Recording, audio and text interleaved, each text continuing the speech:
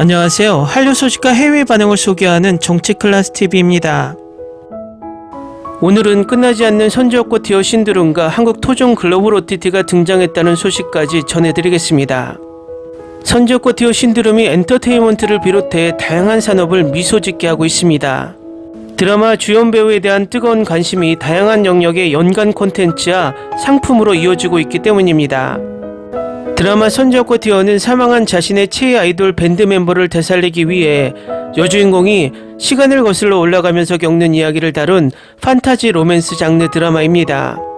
지난 4월 8일 TVN 첫 방영에서 3.073% 시청률을 기록한 선지옥고 디어는 배우들의 열연과 짜임새 있는 스토리에 힘입어 입소문을 타면서 방영 내내 시청률 상승 곡선을 그렸습니다.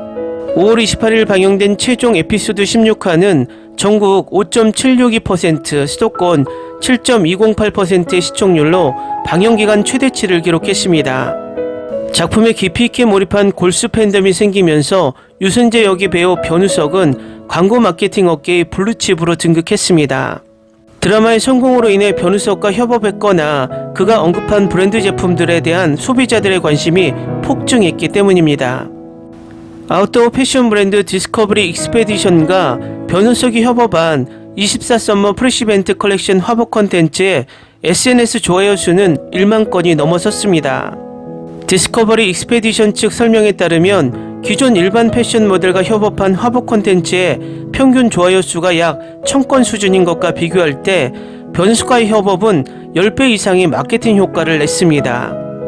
한편 변우석이 한 유튜브 채널과 진행한 인터뷰에서 본인이 직접 사용한다고 언급한 템버린제 향수 제품은 국내 온라인몰에서 품절되면서 일약 품귀템이 됐습니다. 신드롬에 가까운 선지옥고 디어의 파급력은 영화, 음악, 도서, 공연 시장에도 확인되고 있습니다. 멀티플렉스 CGV가 지난 5월 28일 개최한 선지옥고 디어 최종화 단체 관람 이벤트는 티켓 예매 시작 5분 만에 준비된 1000석이 모두 매진됐습니다. 변우석이 남자 주인공 함준호 역을 맡았던 영화 소울메이트는 선지옥고 디어의 성공에 힘입어 2023년 3월 개봉 이후 1년 2개월여 만에 CGV와 시네큐에서 연달아 다시 상영됐습니다. 7월 22일 공식 발매 예정인 선지옥고 디어의 무삭제 대본집 도서는 5월 24일 예약 판매만으로 국내 최대 도서 쇼핑몰 온라인 교보문고에 주간 베스트 국내 도서 1위, 예술 대중문화 분야 1위를 차지했습니다. 또한 극중에서 밴드 이클립스가 부른 소나기는 국내 최대 음원 스트리밍 서비스 멜론에 인기곡 순위 4위에 이름을 올려 에스파 유진스 등 쟁쟁한 음원 강자들과 어깨를 나란히 하며 경쟁하고 있습니다.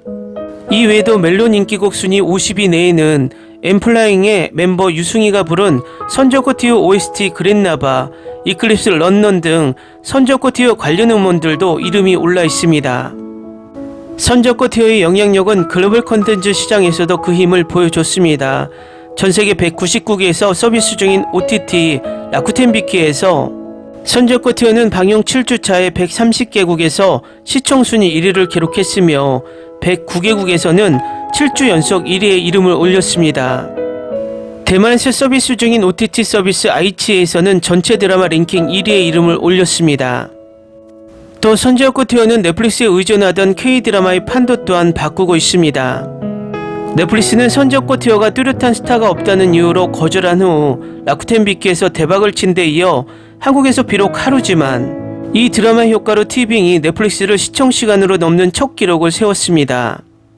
이것은 요즘 넷플릭스가 노골적으로 미드 콘텐츠 1위 올리기에 기를 쓰며 순위집계 방식을 바꾸며 K드라마 1위를 막고 있고, 최근에는 K드라마 하이라키가 1위에 오르기 직전에 브리저튼 시즌3가 부진하며 순위권에서 탈락하자 브리저튼 1, 2, 3 시즌을 통합해 1위를 올리는 그야말로 순위 조작을 하고 있습니다.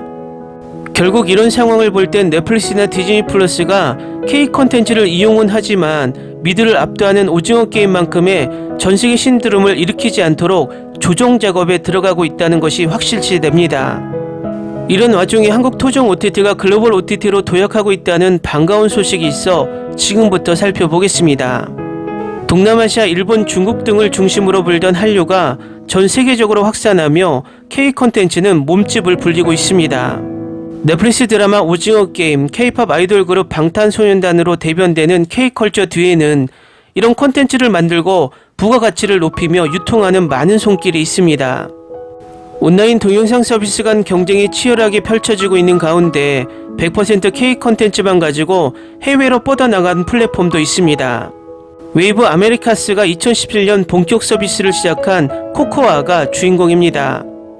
K 콘텐츠의 세계적인 위상이 높아지고 있는데 이를 담은 플랫폼을 가지고 미주 대륙을 넘어 유럽 등 73개국으로 사업을 확장해 나가고 있는 것은 코코아가 유일합니다. 코코아는 3만 시간에 이르는 한국 드라마, 영화, 리얼리티, K-팝 등 컨텐츠를 자체 플랫폼은 물론 구글 TV, 아마존 프라임 비디오, 애플 TV, 라쿠텐 비키, 로쿠, 컴캐스트, 엑스피니티, 주모, 콕스 등에 제공하고 있습니다. 웨이브 아메리카스는 2016년 미국 로스앤젤레스에서 한국 대표 방송사인 KBS, MBC, SBS 3사가 합작 설립한 코리아 컨텐츠 플랫폼의 후신입니다. 2022년 토종 OTT인 웨이브가 지분을 투자해 현재 이름을 갖게 됐습니다. 현재 웨이브와 티빙이 합병을 논의하고 있어서 몸집이 커진 토종 OTT들이 넷플릭스나 디즈니 플러스에 맞서 반격을 할지 궁금합니다.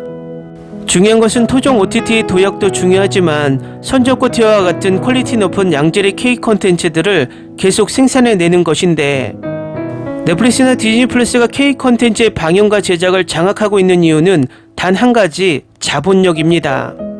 결국 드라마 영화를 제작하는 힘은 첫 번째 투자금인데 한국은 이 부분만 잘 해결되면 양질의 콘텐츠를 생산해낼 수 있는 기초 능력은 아주 튼튼합니다.